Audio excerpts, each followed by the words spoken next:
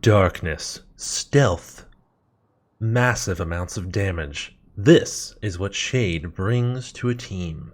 But first, before we get into all that, let's talk about her passive ability, murderous prowess, critical hit backstabs, instantly slay man-sized enemies. So as you can probably guess from this passive, she's meant to kind of sneak behind a horde and stab those unknowing enemies in the back, murdering them. Her career skill, Infiltrate.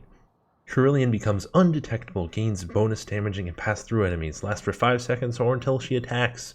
A nice little stealth ability here, as she can go invisible. That allows her to position herself quite nicely and also clutch if need be. She also has Assassin's Blade, 50% additional damage when attacking enemies with melee attacks from behind. Can you guess how this class is meant to be played? Melee from the back, stealthily. Being an assassin class, it only makes sense. Now let's get into the actual talents for this build. The weapons today, dual swords and or also sword and dagger, because they're both really stinking good. For dual swords, I really like Bleak Vigor. Melee critical strikes and headshots restore 2 temporary health, crit headshots restore twice as much. You can also use Kane's Thirst over here, which is melee killing blows, restore temp health based on the health of enemies slain. This is pretty much good for everything except Skaven, so if you run into a lot of Skaven, you probably won't make too much temp health from this. Bleak Vigor will outperform it in that scenario, but Kane's Thirst can keep up in just about any other scenario. Running with the idea of dual swords today, Cruelty down here is a nice talent that increases your critical strike damage bonus by 50%. This is a good talent to use. I'm not knocking this talent in any way. Nice, it's reliable, it's safe, and it's actually probably a bit more useful on lower difficulties like Champion and maybe even Legend. However, for those playing Kata and up, or even just a Twins event, I cannot recommend high enough Exquisite Huntress. Headshots increase headshot damage bonus by 10% for 5 seconds, stacks up to 10 times. This is really easy to do with dual swords. You spam those light attacks, you're going to hit headshots constantly. You can even do the heavy attacks to hit like 4 or 5 at once. The stack lasts a long time. 5 seconds is plenty of time to add another stack onto that. And 10 times the stack, that's 100%. For those of you bad at math, that's double headshot damage to any enemy. That's a lot. To keep it going, simply hit another headshot. You have 5 more seconds of double headshot damage. This makes clearing through hordes a breeze, and I really like this talent because it allows you not to have to go sneak behind a horde to be like your most effective self. If you want to just fight it from the front, you can. If you want to sneak behind, well, she's Shade, so of course she can do that too. Exquisite Huntress gives you a lot of options on high difficulties, but I really do feel like this talent is only good on a Kata or higher than that, or on a Twins type difficulty. The more enemies there are, the better this talent is. Otherwise, I'd say go with Cruelty. On her level 15 line, she's got Smiter, which is great, Enhanced Power, which is good for range builds, but she also has the Queen talent here, Assassin. Assassin is the best level 15 talent for any character. It doesn't really even matter who they are, unless they're strictly range build class, or you're trying to hit a specific breakpoint where you would take Enhanced Power. Assassin lets you do 40% extra damage for headshots and crits. And as you can see, we're going for headshots, and we're definitely going to be going for crits, as we'll talk about later on. So why Assassin is so good, I kind of just said, but it allows you to do the most amount of melee damage possible of all the level 15 talents. Smiter being a fairly close second, but Assassin is just so good. If you ever have Assassin on a character, run it. It's stinking good. Speaking of things that are stinking good, Vanish down here. Killing an enemy with a backstab grants stealth for 3 seconds.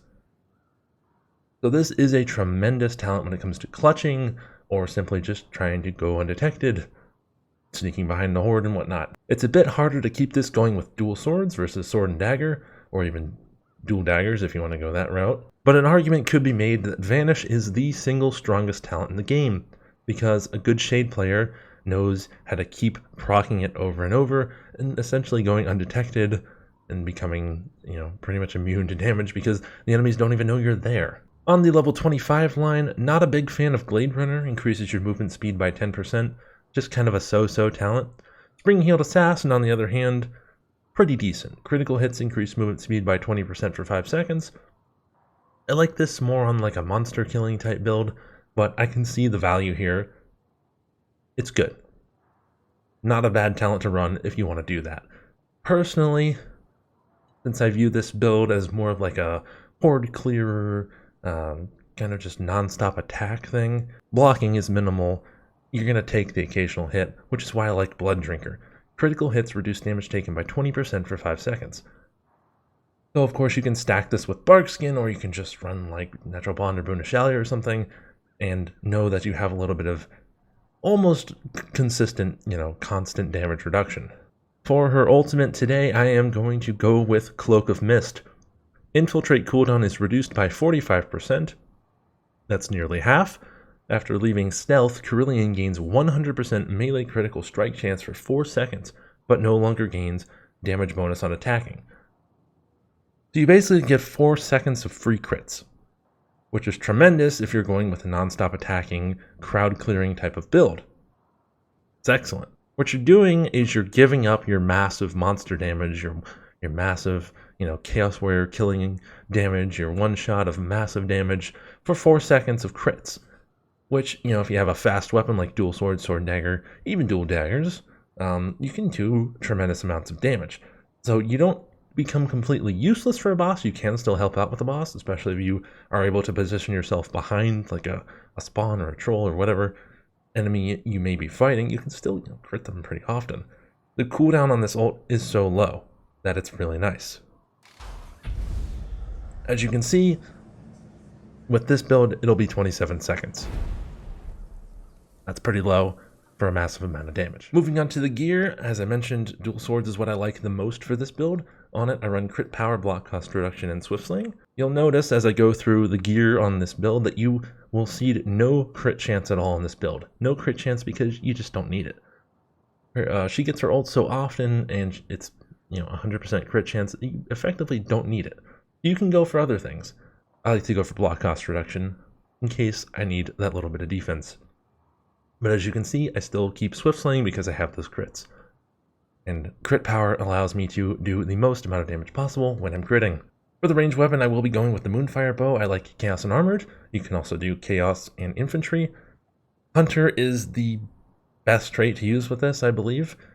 Critical hits increase attack power by 25% against targets of the same armor class for a short time. And with a Moonfire Bow, yeah, that's pretty much all the boss damage you're going to need right there, which is why giving up Cloak of Pain is not such a big deal anymore. For the necklace, I run extra health, extra block cost reduction, and I like Barkskin with this build.